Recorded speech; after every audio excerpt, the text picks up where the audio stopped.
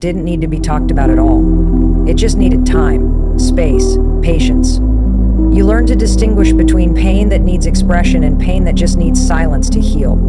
You become more selective with your words, more intentional with your energy. And that shift, it changes everything. Suddenly you're not that person who vents all the time. You're the person who thinks before they speak. The one who processes internally, who shows up to conversations with insight instead of chaos.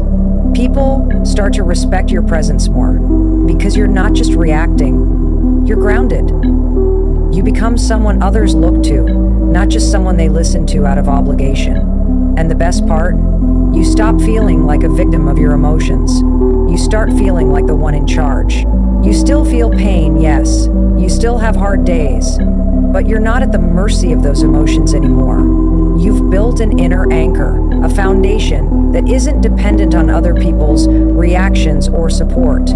So the next time you feel overwhelmed, instead of rushing to speak, try sitting with it. Breathe, listen, ask yourself, what's this really about? And trust that you are strong enough to handle what comes up. You don't need to say it all, you just need to hear yourself. That's where the healing begins. That's where the transformation starts. And that's how you start leading yourself through anything life throws your way. People are naturally drawn to energy, not the loudest voice in the room, not the most dramatic story, but energy, that grounded, focused, forward-moving energy that signals someone is going somewhere.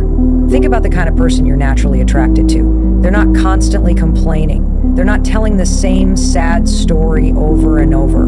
They're the ones who show up with a sense of direction, who are building something, who radiate purpose, even if they're not there yet. And the secret is, that kind of energy doesn't come from a perfect life. It comes from ownership. When you take ownership of your problems instead of broadcasting them, people start seeing you differently. You become magnetic, not because everything is great, but because you're clearly in control of your mindset.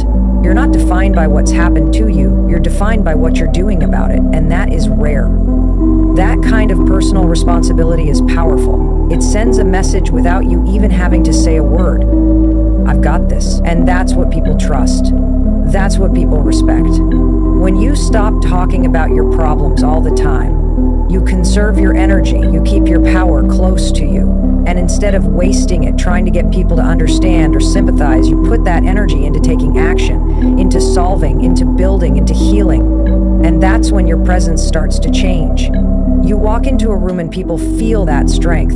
They don't know your whole story, and they don't need to, because the way you carry yourself says enough. You're not just surviving, you're doing something about it. Let's get something straight. Confidence isn't about pretending everything's fine. It's about knowing that no matter what you're going through, you're capable of getting through it. And when that confidence shows up in your body language, in your decisions, in your silence even, it speaks volumes.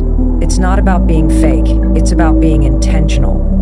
You're not hiding your struggles, you're choosing to deal with them in a way that doesn't drain you or the people around you. This is where maturity comes in. Immature energy wants constant attention and validation. It needs everyone to know how hard life is so it can feel seen. But mature energy understands that not everyone needs access to your